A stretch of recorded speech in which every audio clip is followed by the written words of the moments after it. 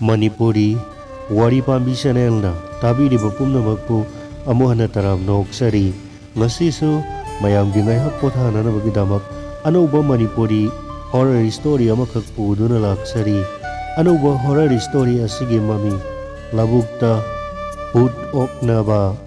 horror story sigi writer Khondongbam Zenit haujitami narasi mayamgi ngaihak pothananabagidamak ngasi amuk puduna laksariba anauba horror story labukta Bhut Thengnaba Romesh ki mapado pura drunkard man ni 24 hour ngauduna lay imung manung yamna toina khanai Romesh na khara saurklaba matamda su mapada baba mi mangda sumna tawbase yamni kaije hojikti khara hallo haiduna yamna khanai adubu kaimata hande Romesh na saurklaba matamdasu khanaba sunglep lepte mataw aduda Romesh ki kaka aduna nongma taso nu tawribasibu kaino angangsing chawsilakaba matam asida taso nu tawribase yamna soire asomna haira fawbada Romesh ki mapado sungan hande phibam aduda laik laisuda yamna thawai yaujaba Romesh mahaki tungge punsida akaiba oirani khanduna mahaki kakana hairei Romesh Nangi nanausingi ka aduda nangi lairik auraifam oiro tumge hairabusu dum tuminaw nanausinga makoina khanglakdaba yaurabusu nangna khara takpiu asumna Romesh to makoigi kaka hoida ayamba laikre class 10 su first division da wangna pass tawi class 11 tamle mahaki kakagi masanupa ani adudi amana class 7 amana class 5 tammi asum haukhibana poinu thala kle sahi masukna wana hona jarakpa laumi singidi amata ngairaba sana fau lokhauna nabgi damak magi maisa paibugum sibana ba kauduna hona narakle Romesh koi kakagi su singjada lau sangam amakhak lei Romesh ki mandom chana di lawado yamna thapi khulaktagi yamna thapani na hona busuwai aduna yonthokrasi haibani Romesh ki kakana di lawado yonthokraga anauba law ama lawna naba akoina paisa hapsin bangamgadaba sunate anakpa aswaida afaba lawfam phanggadaba sunate matam kharadi lawdo adom ukhisi ahalaman singna thambiramba lawnina hektamak yonthokpadusu nungaite adugi sumathakta anauba law ama lawba haibase akoina lupa lakh ahum mari di haptaba yaroi tasengbani Romesh koigi kakagi lawado Singyada yamna thapa natana lambi sufatte khulaktagi yamna lapna chatlibani adugi sumathakta singi lambi phatraba golai ahum mari theklaga lawado lairibani aduna chathok chasindi yamna nungaite ngasi se Romesh koi kakagi lawyaiba numitni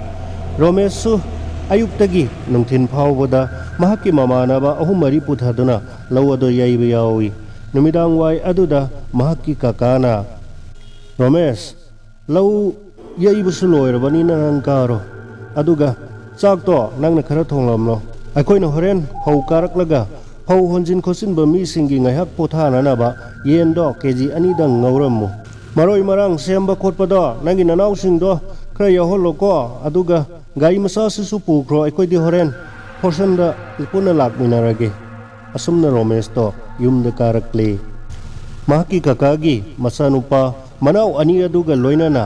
jen kg ani fazana ngaure pressure cooker da chaksu kamhanduna thamle numidang pung nipan fawba karaktrabaduda Romesh na mahaki kakada phone tawi kaka karino thengkhreda lawyai badi ngana loihora daine Romesh lambi se fataba mafam khara yaudana lambi se kholaidradi yaroida mafam khara yaure aduna kholai ngaida khara thengdokkhre khoi laani haire i numidang pung mapan makhai ta khra phawbada karaktre manawani dudi isi sibu makhai tumthakre mata aduda Romesh to phone la i mahaki kakagi ni mahaki kakana Romesh asyamna laibak thi bhaibudu oire akhoi lakpa yadre he khoi lokpakta forsen che puthakibadagi kakhatpa ngamdre forsen driver duna hayeng ayukta fazana tata amabu chingkhalhandrabadi ngamlaroi haire aduna mi ayam masu loina kanakhre nang ꯀꯅꯥꯅꯣ ꯅꯃꯥꯟꯅꯕ ꯑꯃꯇꯪ ꯍꯧꯃꯤꯟꯅꯔꯒ ꯑꯩꯈꯣꯏꯒꯤ ꯒꯥꯔꯤ ꯃꯆꯥꯗꯨꯗ ꯆꯥꯛꯇꯣ ꯅꯟꯗꯣꯝꯆꯥꯒꯤ tiffin ꯂꯩꯕꯗꯣ ꯃꯗꯨꯗ ꯐꯖꯅ ꯍꯥꯞꯆꯤꯜꯂꯒ ꯈꯔ ꯊꯤꯜꯂꯛꯄ ꯇꯥꯔꯦ ꯀꯅꯥꯅꯣ ꯅꯃꯥꯟꯅꯕ ꯕꯤꯀꯤꯔꯥ ꯏꯅꯥꯎꯆꯥꯔꯥ ꯑꯃꯇꯪ ꯍꯥꯏꯔꯒ ꯅꯪ ꯂꯥꯛꯃꯤꯟꯅꯕ ꯇꯥꯔꯦꯍꯦ ꯑꯗꯣ ꯅꯪꯅ ꯂꯥꯛꯄꯗ ꯑꯩꯈꯣꯏꯒꯤ ꯀ꯭ꯂꯕꯇ ꯌꯦꯟꯈꯤꯕ ꯀꯥꯡꯈꯜ ꯑꯄꯥꯕꯗꯣ ꯑꯗꯨꯃꯇꯪ ꯌꯥꯎꯔꯛꯄ ꯇꯥꯔꯦ ꯑꯗꯨꯒ ꯀꯔꯤ ꯀꯔꯤꯅꯣ ꯐꯤꯔꯣꯜ ꯈꯔꯁꯨ ꯌꯥꯎꯔꯛꯎ ꯂꯝꯕꯤꯁꯦ ꯈꯔ ꯐꯠꯇꯕꯒ ꯊꯦꯡꯈ꯭ꯔꯗꯤ ꯅꯨꯡꯉꯥꯏꯔꯣꯏꯕꯀꯣ ꯑꯁꯨꯝꯅ ꯔꯣꯃꯦꯁꯇꯣ ꯇꯟꯅ ꯇꯟꯅ ꯆꯥꯛꯇꯣ ꯇꯤꯐꯤꯟꯗ ꯍꯥꯞꯆꯤꯜꯂꯦ ꯑꯗꯨꯒ ꯃꯍꯥꯛꯀꯤ ꯃꯃꯥꯟꯅꯕ ꯏꯅꯥꯎꯆꯥ ꯐꯣꯟ ꯇꯧꯏ ꯑꯗꯨꯕꯨ ꯐꯣꯟ ꯑꯗꯣ ꯉꯥꯏꯍꯥꯛ ꯂꯩꯇꯅ ꯀꯛꯊꯠꯂꯛꯏ ꯒꯥꯔꯤ ꯃꯆꯥꯗꯣ ꯏꯟꯊꯣꯛꯑꯒ ꯄꯣꯠꯆꯩꯁꯤꯡ ꯑꯗꯣ ꯍꯥꯞꯆꯤꯜꯂꯒ ꯂꯝꯕꯤꯗꯒꯤ ꯕꯤꯀꯤ ꯑꯣꯏꯅ ꯍꯦꯛꯇ ꯍꯧꯈ꯭ꯔꯒꯦ ꯍꯥꯏꯗꯨꯅ ꯕꯤꯀꯤ ꯈꯣꯏꯒꯤ ꯊꯣꯡꯒꯥꯟꯗ ꯒꯥꯔꯤ ꯑꯗꯣ ꯈꯥꯝꯃꯤ ꯕꯤꯀꯤ ꯕꯤꯀꯤ ꯍꯥꯏꯗꯨꯅ ꯑꯃꯨꯛ ꯑꯅꯤꯔꯛ ꯀꯧꯏ ꯃꯃꯥꯅ ꯏꯕꯨꯡꯉꯣ ꯀꯅꯥꯅꯣ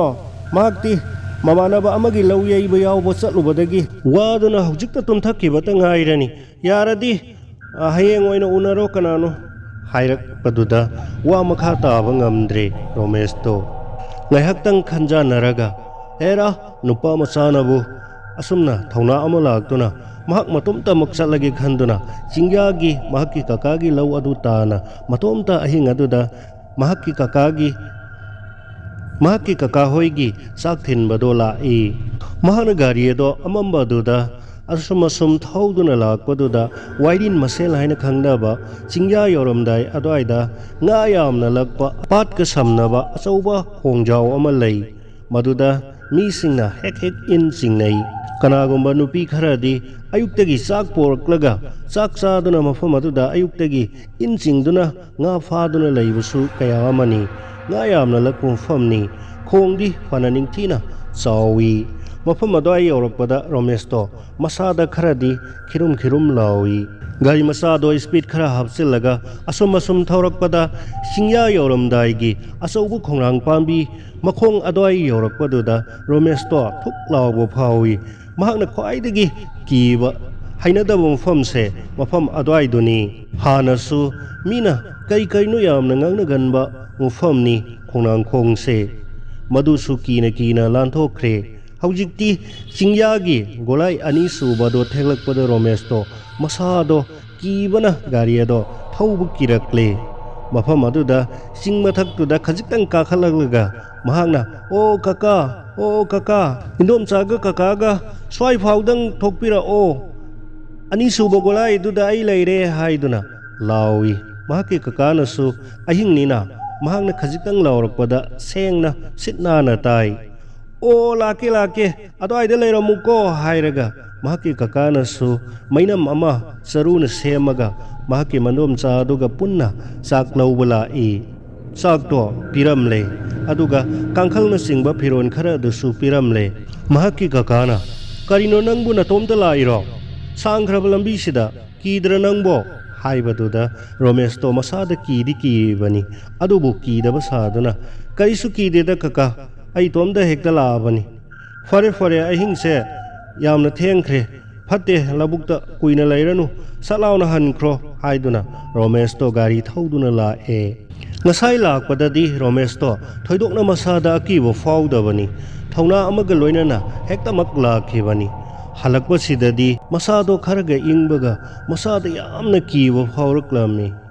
ꯒꯥꯔꯤ ꯑꯗꯣ ꯇꯞꯅ ꯊꯧꯔꯛꯄꯅ ꯃꯍꯥꯛꯅ ꯈ꯭ꯋꯥꯏꯗꯒꯤ ꯍꯩꯅꯗꯕ ꯈꯣꯡꯅꯥꯡ ꯃꯈꯣꯡ ꯑꯗꯨꯋꯥꯏꯗꯣ ꯌꯧꯁꯤꯜꯂꯛꯄꯗ ꯍꯥꯏꯕꯒ ꯇꯧꯕꯒ ꯈꯣꯡꯅꯥꯡꯈꯣꯡꯗꯨꯗ ꯃꯤ ꯑꯃ ꯐꯝꯂꯤꯕꯗꯣ ꯃꯍꯥꯛꯅ ꯎꯔꯝꯃꯤ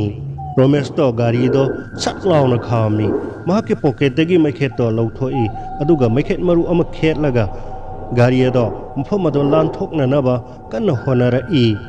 ꯃꯈꯨꯠ ꯑꯣꯏ ꯑꯗꯨꯅ ꯒꯥꯔꯤꯒꯤ ꯍꯦꯟꯗꯜ ꯑꯗꯣ ꯄꯥꯏꯔꯒ ꯃꯈꯨꯠ ꯌꯦꯠꯇꯨꯅ ꯑꯆꯥꯛꯄ ꯃꯩꯈꯦꯠ ꯃꯔꯨ ꯑꯗꯣ ꯄꯥꯏꯔꯒ ꯈꯣꯡꯅꯥꯡꯈꯣꯡ ꯑꯗꯣ ꯂꯥꯟꯊꯣꯔꯛꯏ ꯈꯣꯡꯅꯥꯡꯈꯣꯡ ꯑꯗꯣ ꯍꯦꯛ ꯂꯥꯟꯊꯣꯛꯄꯒ ꯔꯣꯃꯦꯁꯅ ꯒꯥꯔꯤ ꯑꯗꯣ ꯁ꯭ꯄꯤꯗꯇ ꯀꯟꯅ ꯊꯧꯔꯛꯏ ꯒꯥꯔꯤ ꯊꯧꯅ ꯔꯣꯃꯦꯁꯅ ꯈꯜꯂꯤ ꯍꯧꯖꯤꯛꯀꯤꯗꯨꯕꯨ ꯃꯤꯔ ꯅꯠꯇ꯭ꯔꯒ ꯂꯥꯏꯔꯅꯦ ꯃꯤ ꯑꯣꯏꯔꯒꯅ ꯑꯁꯨꯛ ꯊꯦꯡꯂꯕ ꯃꯇꯝ ꯑꯁꯤꯗ ꯈꯣꯡꯅꯥꯡꯈꯣꯡꯁꯤꯗ ꯃꯤ ꯑꯃꯈꯛꯇ ꯃꯗꯣ ꯁꯣꯏꯗꯅ ꯃꯤꯅ ꯍꯥꯏꯅꯕ ꯕꯨꯠ ꯊꯣꯛꯑꯦ ꯍꯥꯏꯕꯗꯣ ꯁꯣꯏꯗꯅ ꯆꯨꯝꯂꯝꯂꯒꯅꯤ ꯑꯁꯤ ꯈꯟꯅ ꯂꯥꯛꯄꯅ ꯑꯃꯨꯛ ꯃꯍꯥꯛꯅ ꯈꯔ ꯍꯦꯟꯅ ꯀꯤꯕ ꯋꯥꯏꯁꯦꯟ ꯃꯔꯤꯟꯒꯤ ꯄꯥꯠ ꯇꯥꯕ ꯑꯆꯧꯕ ꯈꯣꯡ ꯑꯗꯣ ꯌꯧꯔꯛꯂꯝꯃꯤ ꯃꯗꯣ ꯌꯧꯔꯛꯄꯗ ꯃꯍꯥꯛ ꯃꯁꯥꯗ ꯑꯀꯤꯕ ꯑꯃ ꯐꯥꯎꯔꯛꯂꯦ ꯀꯤꯅ ꯒꯥꯔꯤ ꯑꯗꯣ ꯈꯔ ꯀꯟꯅ ꯊꯧꯔꯛꯄꯃꯛꯇꯗ kanano nupi ama in chingbodo amuk mahakki garigi headlight aduda ure nupi ado Romesh ki gari aduna naksilakpa aduda mahak in chinglambadagi mahakki indo laukhalaknaga sorok mayaiduda thamlaga hangena do semduna laithokre Romeshna manak naksilaklabada mira laira khangdaduna yamna pakhatna mahakki garigi horona do kanna khongjili adubu hanna fawu yeng thorakte mahakki hangena do adum lambi mayai aduda semduna lai Romeshna sauning boy ki boy kari boy tawduna karino lambi mayai duda gari horon khonglisi tadro haiduna machinna kanna lawi adu fawu hanna yeng thorakte adum mahakki ingi hangena do semduna lai Romeshna khalli masibu laira mira butlane haina khalli adubu asum mahakki mawong aduda mi mali kana masa mawana warakta banubino asuk thengna kansida matomta in chingli sibo amuk su khalli mi malakpa aduda di Romeshna gari ado kharaga hena amuk nupi adugi manakta thogjila I mana pangba nupi oiraja naida mase sumna khallaga gari gi horona do manak nakna hanjin khongjili Romesh ki gari aduna nupi adugi manak naksilakla aduda di mahakki gari gi maingal aduda nupi ado mayak sengna ure nupi aduna Romesh ta khanglai leisilakpa matamda di Romesh to ima haina amuktang lauraga chawkhraba khong ado kananabagi damak chonglamni maduda kanba ngamhoduduna khong adugi mayada jam launa tasilami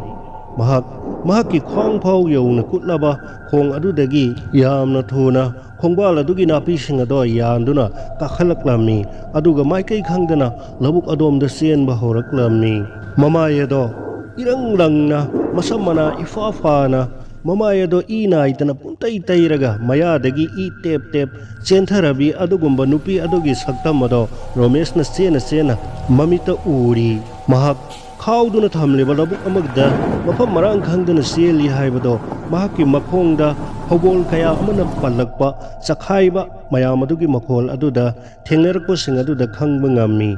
mahakna koyeng yengi arapada mai chaklibong fam mama mahakna ui mafamado soidana lawyebong fam oiramgani labukta lawyebong fam se mai thaduna thamgali haiduna mapa ado laklaga selami masado thabet sor holaduna wana selakpaduda lambi khangnana bagidamak mahakki phone gi torchlight ado kapke haina khangning singlakhi aduga mahakki pocket maduna yenglubadadi phone adusu loina ising chotpaduda yawramle phone ado switch on tawba yadre torchlight than batana mahakna mahakki kakada phone tawge ninglakpadasu phone ado switch on tawba yadabadagi upai leitre mahak kapkhalakle madudagi mahakki pocket yauriba maikhet ado amuk ningsinglakle maikhet ado lokthokduna mafam adaida lowyei khebagi charuna singba thengnarabadi mai thage khalakpada maikhet adu su ising chot khebana amata khetpa yadre sienba do warak tuna ngaihakhtang pothage haiduna lepada haujikta mahakki gari gi maingal gi mamangda ukhiba tamthiraba akiba saktam mado hekning singlakpada mafam marang khangdana lawbu sungamda maisakliba arapoda uriba maikai adom tamna adum wana sort thabet hona chenba lepte mamai thangda lawyeiba loikhibagi charu iku ama mahakna thengnarammi mado mahakna ubanate makhongda saru mayam ama thengnarakpadagi mfam ado lawyei khibagi mfam ni haibado khangbani parap changsinduna makhutna maduna saru sing adugi mathakta mahak sangna amuktang tingthoktuna ngaihaktang sor hondokna potharammi mahakna mateng pangbina nabagi damak kanagumba singna tana naba lauge khalli adubu amamba natana mfam aduda kanabu laktuna mateng pangbiragadabano khallubada sor phawba kanna honingdraba matam matuni ngaihaktanggi manungda mafam ado unwai muksikna mikup khara di lairure Romeshna mahakki mana kongda angakpo makhon khara taba phangbagum tawrami mana kongdo khajiktang thangalaga karino haiduna yamna munna tanana bohonei taba phangde tarai tapna nupi amana tapna kapna mahakki maikai adomda lakpagi makholama makholado khara naksilakhi Romesh handak muksu ꯐꯨꯛ ꯂꯥꯎꯅ ꯆꯔꯨ ꯃꯔꯛꯇꯒꯤ ꯍꯧꯒꯠꯂꯛꯂꯒ ꯃꯐꯝ ꯃꯔꯥꯡ ꯈꯪꯗꯅ ꯑꯃꯨꯛ ꯆꯦꯟꯕ ꯍꯧꯔꯛꯂꯝꯃꯤ꯫ ꯍꯟꯗꯛꯃꯨꯛꯇꯤ ꯃꯤꯒꯤ ꯈꯥꯎꯗ꯭ꯔꯤꯕ ꯂꯧ ꯑꯃꯗ ꯃꯍꯥꯛ ꯆꯦꯟꯁꯤꯜꯂꯦ꯫ ꯐꯧꯁꯤꯡ ꯑꯗꯨꯅ ꯃꯉꯣꯟꯗ ꯖ꯭ꯋꯥꯏ ꯖ꯭ꯋꯥꯏ ꯃꯈꯣꯡ ꯑꯗꯨꯗ ꯀꯟꯁꯤꯜꯂꯛꯂꯤ꯫ ꯃꯍꯥꯛꯅ ꯐꯧ ꯃꯔꯛ ꯑꯗꯨꯗ ꯃꯐꯝ ꯃꯔꯥꯡ ꯈꯪꯗꯅ ꯀꯣꯏꯆꯦꯟ ꯆꯦꯜꯂꯤ꯫ ꯃꯤꯑꯣꯏꯕꯅ ꯋꯥꯗ ꯋꯥꯔꯛꯂꯕꯗꯤ ꯁꯤꯕ ꯀꯤꯔꯛꯇꯦ ꯍꯥꯏꯕꯗꯨꯅꯤ꯫ ꯔꯣꯃꯦꯁꯇꯣ ꯉꯁꯥꯏ ꯃꯈꯩ ꯁꯣꯔ ꯐꯥꯎꯕ ꯍꯣꯟꯕ ꯀꯤꯗꯨꯅ ꯇꯨꯃꯤꯟ ꯂꯩꯔꯝꯕꯗꯣ ꯍꯧꯖꯤꯛꯇꯤ ꯑꯣ ꯈꯣꯡꯅ ꯀꯞꯈꯠꯂꯛꯂꯦ꯫ ꯏꯃꯥ ꯏꯃꯥ ꯀꯧꯗꯨꯅ ꯀꯞꯈꯠꯂꯛꯂꯦ꯫ ꯀꯅꯥ ꯀꯅꯥ ꯂꯩꯕꯒꯦ, ꯀꯅꯥ ꯀꯅꯥ ꯂꯩꯕꯒꯦ ꯍꯥꯏꯗꯨꯅ ꯀꯟꯅ ꯀꯟꯅ ꯂꯥꯎꯕ ꯍꯧꯔꯛꯂꯦ꯫ ꯃꯍꯥꯛꯅ ꯂꯥꯎꯔꯤꯕ ꯃꯌꯥꯝ ꯑꯗꯨꯒꯤ ꯄꯥꯎꯈꯨꯝꯗꯤ ꯁꯨꯞꯅꯇꯪꯒꯤ ꯑꯍꯤꯡꯒꯤ ꯑꯃꯝꯕ ꯍꯥꯏꯕꯗꯨ ꯈꯛ ꯅꯠꯇꯅ ꯀꯔꯤ ꯑꯃꯠꯇꯅ ꯄꯥꯎꯈꯨꯝ ꯑꯣꯏꯅ ꯐꯪꯗꯦ꯫ ꯋꯥꯅ ꯋꯥꯅ ꯀꯤꯅ ꯀꯤꯅ ꯃꯍꯥꯛꯅ ꯎꯈꯤꯕ ꯁꯛꯇꯝ ꯑꯗꯣ ꯅꯤꯡꯁꯤꯡ ꯅꯤꯡꯁꯤꯡꯅ ꯂꯦꯞꯇꯅ ꯋꯥꯅ ꯆꯦꯜꯂꯛꯄꯗꯨꯅ ꯃꯍꯥꯛꯅ ꯉꯁꯥꯏ ꯃꯩ ꯍꯧꯒꯠꯂꯤꯕ ꯃꯩ ꯆꯥꯛꯄ ꯎꯔꯤꯕ ꯃꯐꯝ ꯑꯗꯣ ꯃꯥꯏꯀꯩ ꯇꯝꯅ ꯆꯦꯜꯂꯛꯈꯤꯕ ꯃꯌꯥ ꯑꯗꯣꯝꯗ ꯈꯔ ꯈꯔ ꯅꯛꯁꯤꯜꯂꯛꯄ ꯑꯗꯨꯗꯗꯤ ꯃꯍꯥꯛ ꯊꯃꯣꯏꯗ ꯈꯖꯤꯛꯇꯪ ꯅꯨꯡꯉꯥꯏꯕ ꯍꯔꯥꯎꯕꯗꯤ ꯐꯥꯎꯏ꯫ ꯃꯐꯝ ꯑꯗꯣ ꯁꯣꯏꯗꯅ ꯃꯤ ꯂꯩꯔꯝꯂꯒꯅꯤ ꯈꯜꯂꯤ꯫ ꯑꯁꯨꯝ ꯋꯥꯅ ꯋꯥꯅ ꯑꯃꯨꯛꯁꯨ ꯎꯞꯊꯨꯅ ꯇꯨꯏ, ꯑꯃꯨꯛꯁꯨ ꯍꯧꯒꯠꯂꯤ, ꯑꯃꯨꯛꯁꯨ ꯀꯞꯄꯤ꯫ ꯑꯁꯨꯝꯅ ꯑꯍꯤꯡ ꯑꯗꯨꯗ ꯆꯦꯜꯂꯛꯄꯅ ꯉꯁꯥꯏꯒꯤ ꯃꯍꯥꯛꯅ ꯃꯥꯏꯀꯩ ꯇꯝꯅ ꯂꯥꯛꯂꯤꯕ ꯃꯩ ꯍꯧꯒꯠꯐꯝ ꯑꯗꯣ ꯌꯧꯁꯤꯜꯂꯛꯂꯦ꯫ ꯀꯅꯥ ꯀꯅꯥ ꯂꯩꯕꯒꯦ ꯍꯥꯏꯕ ꯃꯍꯥꯛꯅ ꯂꯥꯎꯕ ꯑꯗꯨꯒꯤ ꯄꯥꯎꯈꯨꯝꯗꯤ ꯄꯤꯔꯛꯇꯦ꯫ ꯃꯩ ꯍꯧꯒꯠꯐꯝ ꯃꯐꯝ ꯑꯗꯨꯗꯤ ꯌꯧꯔꯦ꯫ ꯃꯐꯝ ꯑꯗꯣ ꯌꯧꯔꯕꯗ ꯃꯩ ꯑꯗꯨꯗ ꯆꯔꯨꯁꯤꯡ ꯈꯣꯝꯖꯤꯟꯗꯨꯅ ꯂꯪꯁꯤꯟꯗꯨꯅ ꯃꯩ ꯑꯗꯣ ꯑꯃꯨꯛꯀ ꯍꯦꯟꯅ ꯉꯔꯪ ꯉꯔꯪ ꯆꯥꯛꯍꯜꯂꯝꯃꯤ꯫ ꯑꯗꯨꯕꯨ ꯃꯐꯝ ꯑꯗꯨꯗꯗꯤ ꯂꯧ ꯌꯩꯕ ꯂꯣꯏꯈꯤꯕꯒꯤ ꯃꯩ ꯉꯥꯏꯍꯥꯛ ꯊꯥꯒꯠꯂꯝꯕ ꯃꯐꯝ ꯑꯣꯏꯔꯝꯂꯦ꯫ ꯃꯤꯁꯤꯡꯗꯤ ꯐꯧꯁꯤꯡ ꯄꯨꯗꯨꯅ ꯃꯌꯨꯝ ꯃꯥꯏꯀꯩ ꯄꯥꯡꯅꯈꯤꯕ ꯑꯣꯏꯔꯝꯂꯦ꯫ ꯀꯅꯥ ꯑꯃꯠꯇ ꯂꯩꯔꯝꯗ꯭ꯔꯦ꯫ ꯑꯗꯨꯃꯛꯄꯨ ꯔꯣꯃꯦꯁꯀꯤ ꯊꯃꯣꯏꯗ ꯅꯨꯡꯉꯥꯏꯕ ꯑꯃꯗꯤ ꯐꯥꯎꯔꯦ꯫ ꯃꯐꯝ ꯑꯗꯨꯗ ꯑꯍꯤꯡ ꯑꯗꯣ ꯀꯗꯥꯏꯗꯁꯨ ꯀꯣꯏꯆꯦꯟ ꯆꯦꯜꯂꯨꯗ꯭ꯔꯕꯁꯨ ꯃꯩ ꯊꯥꯒꯠꯇꯨꯅ ꯑꯗꯨꯝ ꯂꯩꯔꯕꯗꯤ ꯐꯠꯇꯕ ꯂꯥꯏ ꯑꯃꯠꯇꯅ ꯃꯥꯒꯤ ꯃꯅꯥꯛꯇ ꯆꯪꯁꯤꯜꯂꯛꯄ ꯉꯝꯂꯔꯣꯏ ꯈꯜꯂꯦ꯫ ꯑꯗꯨꯅ ꯃꯍꯥꯛꯅ ꯂꯧ ꯌꯩꯊꯣꯛꯈꯤꯕꯒꯤ ꯆꯔꯨꯁꯤꯡ ꯑꯗꯣ ꯈꯣꯝꯖꯤꯟꯗꯨꯅ ꯄꯨꯁꯤꯜꯂꯛꯇꯨꯅ ꯃꯩ ꯑꯗꯣ ꯂꯦꯞꯇꯅ ꯑꯗꯨꯃꯛ ꯊꯥꯔꯝꯃꯤ꯫ ꯔꯣꯃꯦꯁꯇꯣ ꯃꯩ ꯑꯗꯨ ꯇꯤꯛꯅ ꯇꯤꯛꯅ ꯃꯍꯥꯛ ꯇꯨꯝꯊꯈꯤꯕꯁꯨ ꯈꯪꯍꯧꯗ꯭ꯔꯦ꯫ ꯅꯣꯡ ꯉꯥꯜꯂꯛꯄꯗꯗꯤ ꯋꯥꯀꯤꯡ ꯆꯠꯄ ꯃꯈꯣꯏ ꯂꯩꯀꯥꯏꯒꯤ ꯅꯨꯄꯥꯃꯆꯥ ꯃꯌꯥꯝ ꯑꯃꯅ ꯃꯍꯥꯛꯀꯤ ꯒꯥꯔꯤ ꯑꯗꯨ ꯊꯦꯡꯅꯔꯨꯕꯗ ꯃꯍꯥꯛꯀꯤ ꯒꯥꯔꯤꯅꯤ ꯍꯥꯏꯕꯗꯣ ꯆꯞ ꯆꯥꯅ ꯈꯪꯂꯗꯨꯅ ꯒꯥꯔꯤ ꯑꯗꯨ ꯊꯧꯗꯨꯅ ꯂꯥꯛꯂꯒ ꯃꯍꯥꯛꯀꯤ ꯃꯌꯨꯝꯗ ꯊꯤꯟꯖꯤꯟꯕꯤꯔꯝꯂꯦ꯫ ꯔꯣꯃꯦꯁꯇꯤ ꯃꯍꯥꯛꯅ ꯃꯤꯀꯞ ꯊꯣꯔꯛꯄꯗ ꯅꯣꯡ ꯉꯥꯟꯐꯨꯡ ꯇꯧꯔꯝꯂꯦ꯫ ꯑꯗꯨꯕꯨ ꯃꯁꯥꯗꯨꯗꯤ ꯑꯔꯨꯝ ꯍꯧꯗꯨꯅ ꯊꯛ ꯊꯛ ꯅꯤꯛꯇꯨꯅ ꯂꯩꯔꯝꯃꯤ꯫ ꯃꯍꯥꯛꯀꯤ ꯃꯅꯥꯛꯇ ꯍꯧꯔꯝꯕ ꯃꯩꯁꯤꯡ ꯑꯗꯨꯁꯨ ꯂꯣꯏꯅ ꯃꯨꯠꯂꯝꯂꯦ꯫ ꯑꯌꯨꯛꯀꯤ ꯑꯏꯪꯕ ꯂꯤꯛꯂꯥꯅ ꯐꯨꯕꯗ ꯑꯍꯤꯡꯒꯤ ꯃꯇꯝꯗ ꯉꯔꯪ ꯉꯔꯪ ꯆꯥꯛꯍꯧꯕ ꯃꯩ ꯑꯗꯨꯁꯨ ꯂꯣꯏꯅ ꯃꯨꯠꯂꯝꯂꯕꯗ ꯔꯣꯃꯦꯁ ꯇꯞꯅ ꯇꯞꯅ ꯃꯁꯥꯗꯣ ꯊꯛ ꯊꯛ ꯅꯤꯛꯅ ꯅꯤꯛꯅ ꯌꯥꯝꯅ ꯋꯥꯅ ꯆꯣꯛꯊꯅ ꯃꯌꯨꯝ ꯃꯥꯏꯀꯩ ꯇꯝꯂꯛꯂꯦ꯫